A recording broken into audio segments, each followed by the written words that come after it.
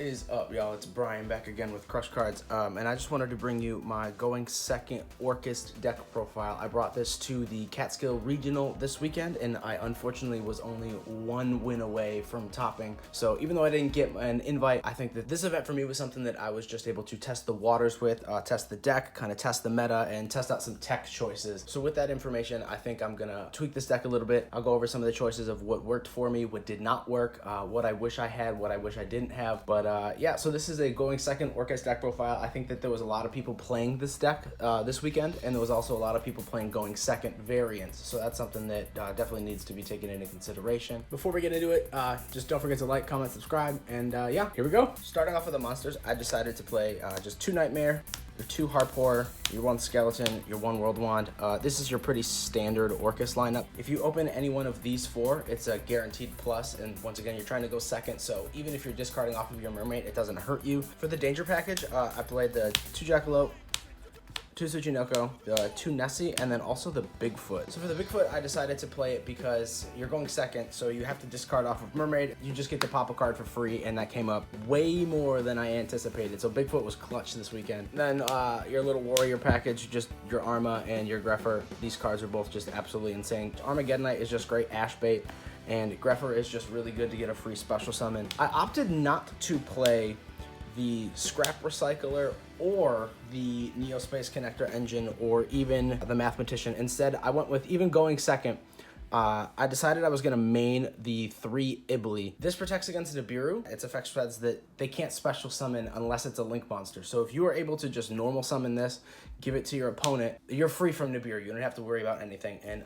I actually wanted to try it out against Pendulum because I know that Pendulum, they're going to bounce their Hieratic Seal and then they go right into their Aether, and then their Aether is going to try to banish a card. However, if this is on their field, they can't summon the Aether.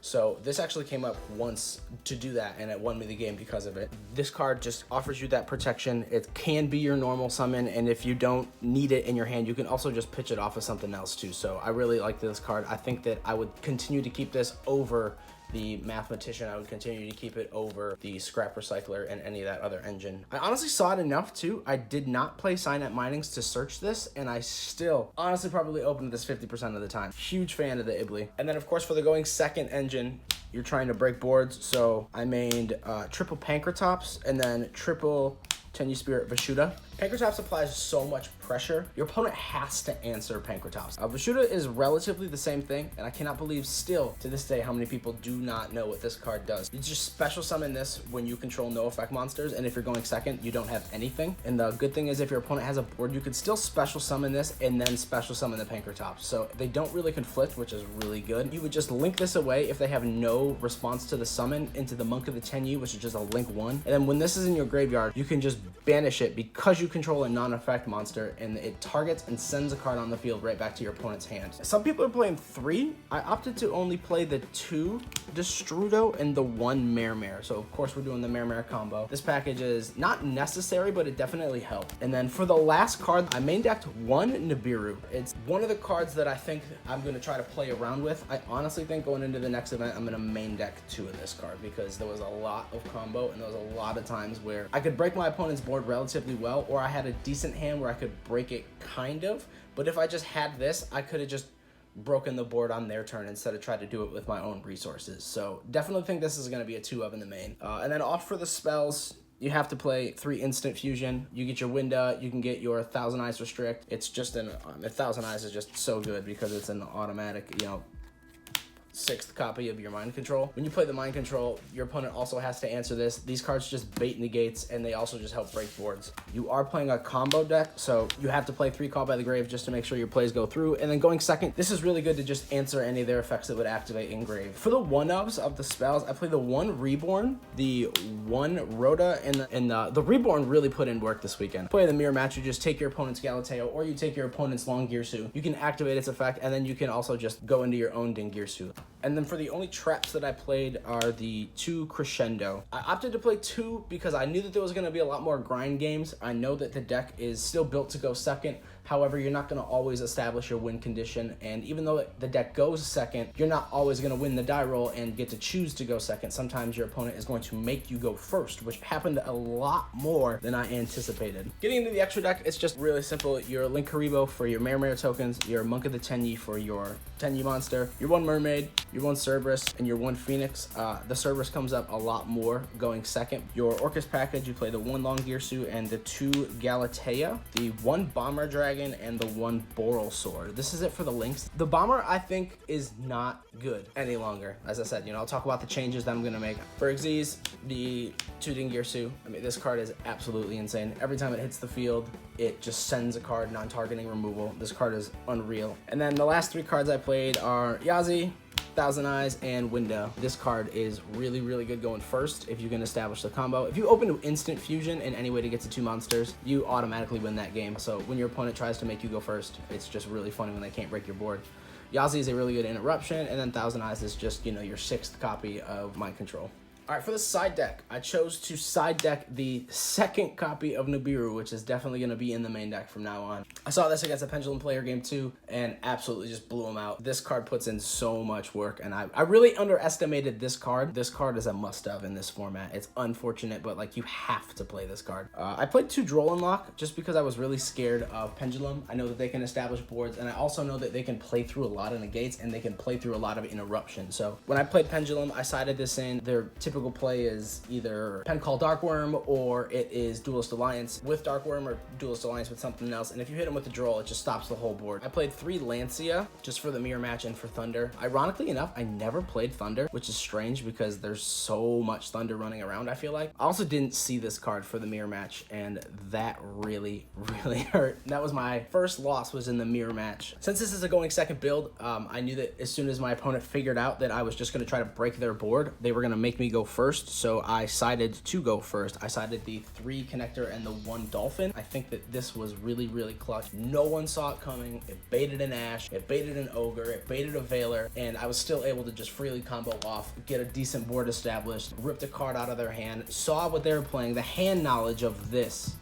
is absolutely unreal. And then just for back row decks, I opted to play 2 Twin and 3 Reboot as opposed to 2 Reboot and 3 Twin. I still don't know if I like that decision. I'm gonna have to play test a little bit more around here and figure that out. The Twin came up a lot and I saw it when I needed it, so the 2 wasn't bad, and then the Reboot was something I decided to include in my side deck literally the morning of. This was really good against the mirror match because you just stop their Crescendo and you could just go off and kill them that turn, and it was really good against Draco. So not that I would change much, but for the main deck, as I said, I think I would take the Nibiru out of the side, and I would incorporate the 2nd one into the main deck. It's too powerful of a card to not have, and in a going second deck with combo run and wild, I think it's definitely something you need. For the Bomber is really good. However, I just think that it produces too fragile of a board state. You typically will just end on Bomber with your Babble. Every good player just knows how to work around this, or just to bait it out, or if they just have a way to get rid of it, they'll just, get rid of it, and then they'll just Boral Sword you for free. I would drop the Bomber for an Appaloosa. I think that there were just too many times that I went into Bomber where I wish I had something else that was effect negation. There's too many decks running around where even if they special summon to a Link Arrow and they go to the graveyard, their effects will still trigger in the graveyard. I don't want to give them that ability. I don't want to help them at all. I just want to stop them. So if you can stop their plays with this, as opposed to,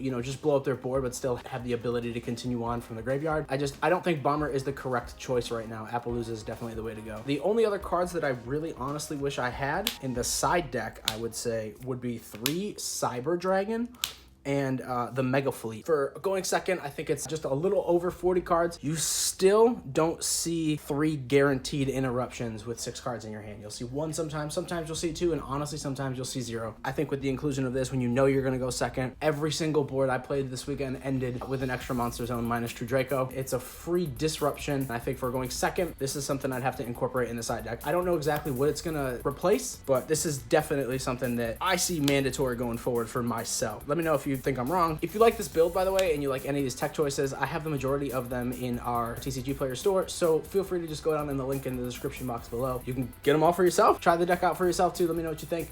So I'm just gonna give this a couple little shuffles just to show you the consistency of the deck and how it functions going first or second. But before we do that, just huge shout out to CardBoredGaming. It's CardBored Gaming for this amazing custom field center. He sent me 4 of these things. They look incredible. I mean, if you guys want custom field centers, you can go hit him up on Facebook. You can find him on Etsy. I think he made these and I got them within 3 to 4 days. So the prices are great. The quality is phenomenal. It looks better than the prismatic secret rares out of the tins. I'm gonna get a bunch of these. So if you guys want, you know, just go tell them Crush Card sent you. And yeah, let's get on with it. I'm gonna roll a 6. My opponent's gonna roll a 7. So they're gonna opt to go first. So I'm gonna go second, which is great because that's what this deck does. We'll cut for consistency purposes. We got the 1 Nightmare, the 1 Mare, the Pankratops, Skeleton, Instant Fusion, and then we'll just go second. So on our turn, we will draw the Ibly. That's amazing. I would always start off, I would special summon the Pankratops first, and then you're gonna attempt to normal summon the Ibly, and then you're gonna activate Instant Fusion. If your opponent can't respond to this, amazing. You just grab the Thousand Eyes, you'll activate the Thousand Eyes, you'll take whatever card it is that they have, then you'll link your Ibly and your Thousand Eyes into the, depending on what they have, if it's a Mermaid, if it's a Cerberus. Right now you have 2 cards that you don't need in your hand, so you could just go straight into the Cerberus, and then I would go Cerberus, discard the Skeleton, and then you just go Cerberus into your Mermaid. So let's say our opponent decides that they want to go second, so we're going to go first. So let's see what this can do. We're going to go 1, 2, 3, whatever that is. And we're gonna go first. We're gonna get the Called By, the Nessie, the Harp, the Jackalope, and the Instant Fusion. Man, if that's not insane. So I would honestly, personally, I'm just gonna normal summon the Harp, and then I'm gonna set the Instant Fusion so we don't lose it. So I'm gonna reveal the Jackalope. So it'll be 1, 2, 3, 4, 5, 6. 1, 2, 3, 4. So they'll hit Nessie, Jackalope will summon, Jackalope will get you a draw, and then Nessie will attempt to activate by adding you 1. You want the additional body, so you're gonna go for Tsuchinoko, add them to your hand, and now you have your 2 monsters that you're gonna go straight away into your Cerberus or your Phoenix, whatever, doesn't matter, go into your Mermaid. Attempt to activate Mermaid's effect by discarding the Tsuchinoko. You'll grab your Nightmare. This is our hand, by the way, sorry. And then Snake will summon itself. And then you can just go away, link into these 2. You know the standard play from here, right? You just go into Galatea, Nightmare effect, you'll banish the Nightmare, and you'll get your Symbol Skeleton. Oh, your Symbol Skeleton's actually already engraved, so you can send your World Wand, attempt to activate your Skeleton, or your Harpor to get your Skeleton. And then here you just combo off for free. You just go into your Longirsu, attempt to activate your Symbol Skeleton, banish that to bring back this, and then you will activate Galatea's effect to shuffle back the Skeleton to set your Crescendo. Overlay into your Dingirsu here, and Dingirsu will add, I'll add the Harpor as material, and then you can just link these 2 away into your second Galatea. Make sure that the arrow is free here. And then you have 2 set cards, you know one of them is Crescendo, and then you're gonna attempt to activate the Instant Fusion. Your Instant Fusion will get you your Winda, and then if you did not need the Called by the Grave, you can just set the Called by the Grave. Also, you have 1 card in hand, even though it's a dead card. You have the Dingirsu Protection, the Crescendo off of Galatea, your opponent cannot special summon, and you still have this interruption with Called by the Grave. If you don't have the Called by the Grave, you didn't open it, it is what it is. And then for next turn, you still have your World Wand to grab your Nightmare back. You continue to combo off, and you just kill him the next turn. So going first, without the Mathematician, without the Scrap Recycler, and without the other Neospace Connector engine, this deck is still relatively functional. You can see the kind of boards it can set up without any of those cards. I don't think they're necessary. You can choose to play them if you want, but I don't think you need them. So yeah, if you enjoyed this video, let me know. Let me know what you think of the deck profile. Let me know what you think the deck could do or could function better with. Let me know if you guys played this weekend. What did you guys play? How did you play this deck? What do you like? What don't you like? Do you think the Bomber Dragon works for you? Do you think the Cyber Dragon is dumb? I'm still kind of new, just trying to learn. So yeah, this is Crush Cards, and thanks for hanging out. Have a good one.